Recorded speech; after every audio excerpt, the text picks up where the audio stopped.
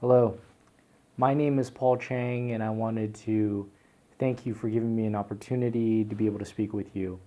You know, one of the things I want to say is that a lot of people ask me who I am, and I want you to know that I'm just the luckiest guy in the world. I've been in the United States for over 40 years. I came here when I was one. But more importantly, I want to tell you about a story about the only man I've ever loved, and that's my father. My father was born in 1930, and in the 30s, he met a group of people that changed his life forever. And those are the Catholic fathers that came from the United States and went all the way over to China. And at that time, they basically told people in China in this rural farmland about two things. One, God is good. And two, is that America is the best place to be. Subsequently, my father ended up going to a place called Taiwan. It's a small island. And at that time, when he was in Taiwan, he was the main translator in English between the United States and Taiwan. And he had the greatest experience with U.S. service persons that were in Taiwan. And therefore, we had the opportunity to come to America. So for those of you in the faith, and for those of you that are service persons, I owe everything to you. Every day that I'm here, I feel like the luckiest person in the world. It's kind of hard to explain. I mean, a lot of times we're in America, we work so hard, but yet I can be able to say there's no better place than the place that we're at. There's no better place than the city that we're at. I mean, LA, Arcadia doesn't get any better than this. You know, a lot of people ask me, why am I running? What's the underlying reason why you would want to run for office? You have a law practice, you were a prosecutor, but now you've come out. What would make you want to run? Well, this is actually the second time I ran. The first time I ran was in 2010. And, I told myself in 2010 that if Arcadia in 10 years hadn't changed, that I would run again. The main issue in 2010 that I ran on was we had fiscal issues. We had money issues. At that time, we were looking at firing police and fire and closing a portion of our library on certain days of the week because we couldn't make ends meet. Well, 10 years later, we have the same problem. In January of 2019, there was discussions in City Council to be able to fire 13 police officers, 9 firefighters, and to close a fire station. That's clearly unacceptable. And that is unacceptable because Arcadia, east of the 110, is considered the Beverly Hills of Southern California. But yet, for some reason, we aren't able to get things right. And that's the reason why I believe that we need a fresh look. We need to be able to come together and be able to say that a fresh new view is going to work. City council shouldn't be everyone having the same view. We should have the fight and the struggle between each council wanting to do the right thing. How many times when we look at city council, a homogeneous nature, but yet we know that we have issues in the city of Arcadia that need to be brought up. And I can be able to say that I'm willing to be able to do it. And the reason why is because I'm the only person that would be on city council that has ever prosecuted a case against any criminal. Second, I've worked as a city attorney, and what that means is I used to report to city council, so I know a lot of what city council needs, what they fear, what they like, what they don't like. And so I bring a very unique perspective, the only perspective, onto city council, and because of my perspective, I believe I can be able to make Arcadia better. District 4, though, is a very unique place. The southern part of Arcadia is a very unique place because we have, in many ways, we haven't really felt the benefits of living in Arcadia. We love Arcadia. We haven't exactly felt the benefits of living there. For example, Baldwin Avenue. When you're on that street, you feel the lights are out of sync. The northern part of Arcadia, you don't feel that way. We have a lot of traffic issues in the southern part of Arcadia.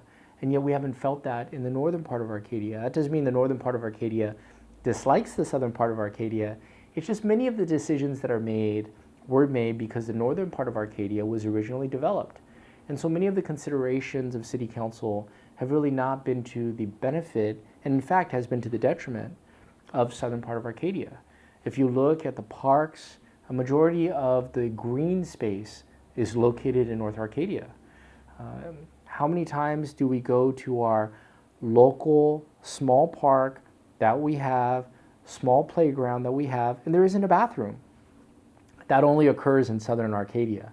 It doesn't really have that issue in northern Arcadia. So my job is to fight for District 4, for us to be able to get our fair share and our benefit.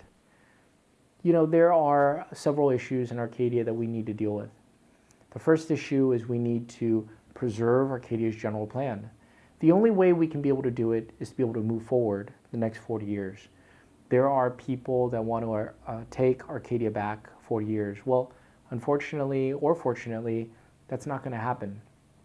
We have a motto in our campaign, and that is better together. And being better together means that we're not looking to take Arcadia back 40 years.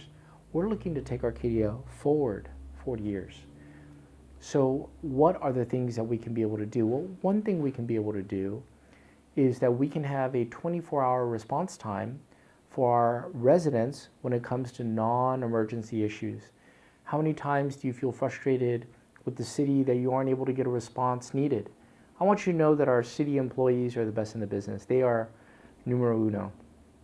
And yet, many times, we still feel that frustration. Well, I can be able to tell you, if we had a requirement to have our city staff return phone calls, address our city issues within 24 hours, they would be more than happy to be able to do it. And again, we are the Beverly Hills east of the 110. The residents deserve that quality of service. Another thing that I've alluded to is that we need to reduce our traffic issues. Our lights are out of sync in the southern part of Arcadia, while at the same time, in the morning, if you're near a school, it's gridlocked. And in the evening, emptiness. People using it to drag race up and down our streets. What we need to do is we need to work together in City Council to be able to reduce our traffic issues. Another thing, being that I was a former prosecutor, is that we need to increase our public safety. You know, a lot of people in Arcadia says Arcadia is great, no issues, crime has fallen, 28%. Well, in District 4, we don't feel that. We are scared. And in fact, many of you in District 4 know somebody in District 4 that has been broken into just within the last year. In fact, on my own street on Wisteria, if you just pull within the last 6 months, you've already had 3 break-ins. That is frightening. Does that mean the police aren't doing a good job? No. They are doing an excellent job. But what they don't have is the full support of City Council. We need to make sure that they are adequate, ready, and benefited so that they can be able to do their jobs.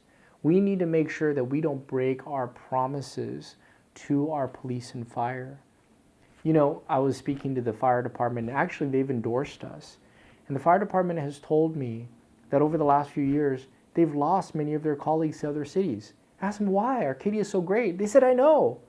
But what they say is that their colleagues are leaving because of the fact that they feel that there are too many broken promises. I don't know if you know this, but police, they actually have a 10-year less lifespan than the average person. And in fact, many police, within 5 years after retirement, they die. Therefore, if they've given their best to us as residents, we need to give our best to them.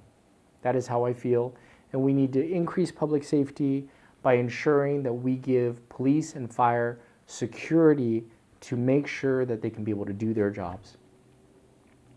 We need to decrease unnecessary spending. We need to make transparent our city finances. We need to ensure that we have a citizen commission on a consistent basis that are not elected officials, obviously, that can be able to hold City Council accountable. People ask, you know, what is City Council? What do they do?